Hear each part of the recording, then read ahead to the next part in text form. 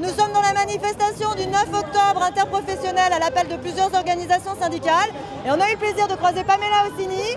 Pamela Ossini qui fait partie des candidats filles sur la liste des européennes. Pamela, que fais-tu ici aujourd'hui? Pourquoi est-ce que c'était important pour toi d'être là?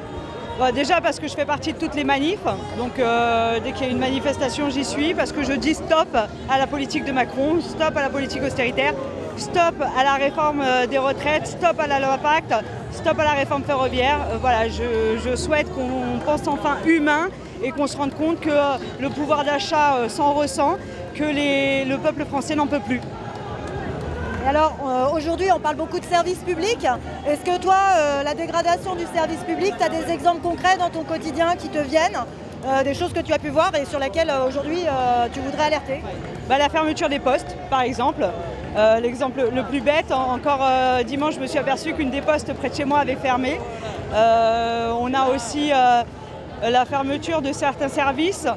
Moi j'ai ma sœur qui a accouché aujourd'hui, j'ai eu très peur en plus avec le mouvement qu'elle ne puisse pas accoucher ou qu'il y ait un souci. Donc on se dit qu'aujourd'hui, si on a un souci de santé, ça ne peut pas fonctionner quand on a affaire à une restriction budgétaire à ce point-là et que les services publics deviennent privés.